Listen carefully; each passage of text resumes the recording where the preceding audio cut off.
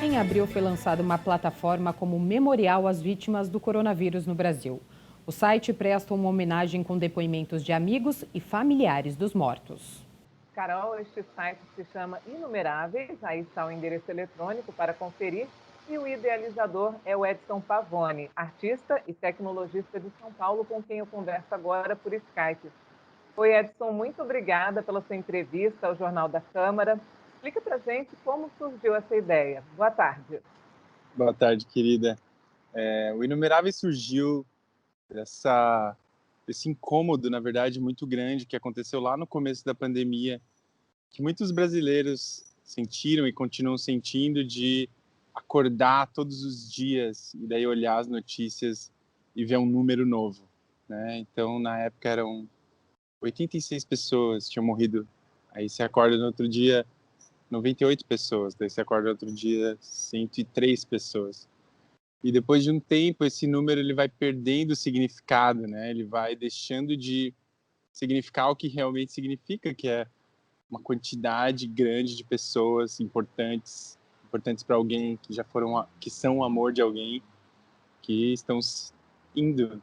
E surgiu, então existia esse incômodo grande em mim, também existia esse incômodo grande um grande amigo meu, Rogério Oliveira, que na verdade me ligou e a gente conversou sobre isso. Ele queria fazer alguma coisa nesse lugar e já tinha uma ideia assim de contar as histórias, de tentar entregar de um jeito bonito, poético e também celebratório, né, o que está acontecendo, não perder essa memória.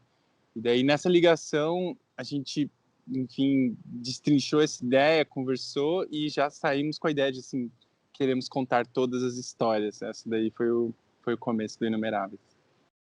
Então você quis contrapor mesmo essa ideia que sem querer acaba tornando muito impessoal. A gente usa essa métrica, né?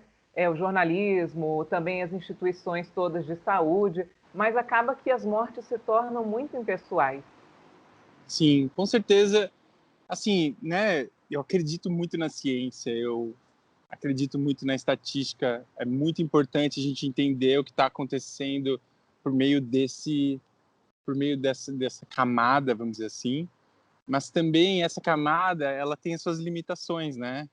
Por exemplo, ela não consegue penetrar os corações, assim como uma história, né? Então, se eu falar que 18 pessoas faleceram de Covid nas últimas 2 horas, é muito diferente de eu falar do senhor Edgar Fará, que tinha um Fusca bege de 1972, que ele usava para buscar os 7 netos na escola, e agora ele não busca mais, né? Ou da sua companheira, Eunice Fará, que pulou o último carnaval no Clube Ipiranga com os filhos e netos. Então, essas histórias, elas conseguem penetrar, né, em nós humanos, de um jeito muito diferente que os números. E como foi feita a coleta dos depoimentos?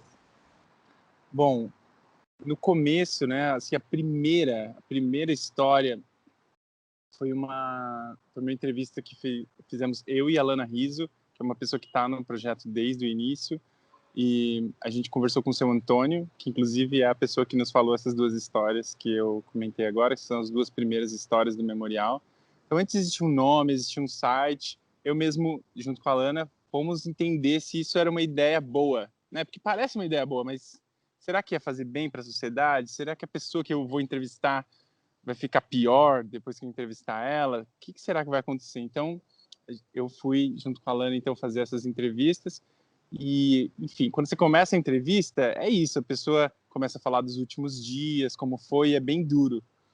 Mas daí quando você começa a perguntar para a pessoa, mas me fala o que fazia do seu Edgar uma pessoa única, me fala das manias dele, me fala as coisas que faziam você rir quando estava junto com ele. Então essas histórias, elas começam a aparecer na superfície. E daí foi muito interessante, porque o seu Antônio, que perdeu o sogro e a sogra, né, Edgar e Dona Eunice, ele começou a entrevista muito triste e ele terminou a entrevista muito melhor do que ele começou.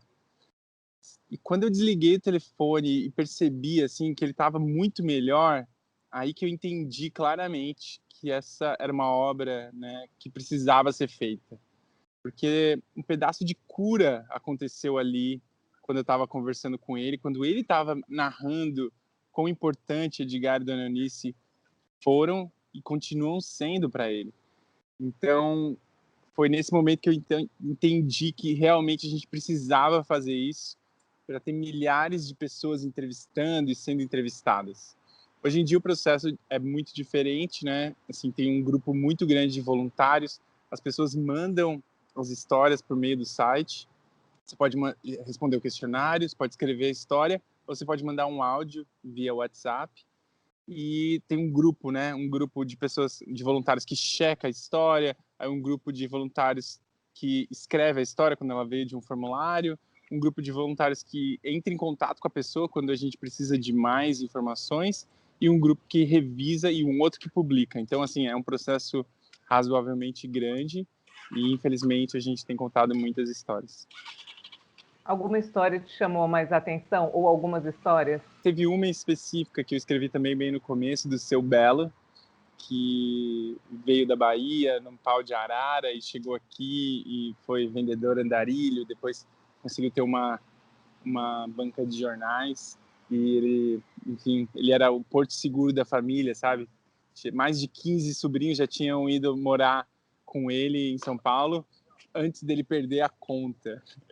Eu gostei muito de escrever essa história do Seu Belo. Qual é a principal mensagem que você pretende passar com essa plataforma? A mensagem que o Inumeráveis passa é uma mensagem de conexão, uma mensagem de que estamos todos conectados por meio dessa grande coisa que está acontecendo no mundo.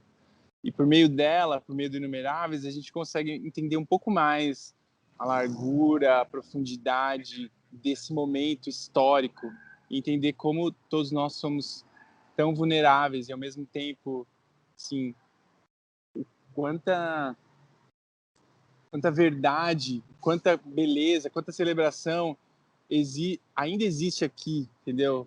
Por causa que essas pessoas viveram aqui. Então, o Inumeráveis é, sim, uma ferramenta de celebração das vidas que existiram e que continuam vivendo na vida das pessoas que amavam essas pessoas. Edson, mais uma vez, muito obrigada, um abraço forte e até uma próxima oportunidade. Obrigado a você, querida. Um abraço.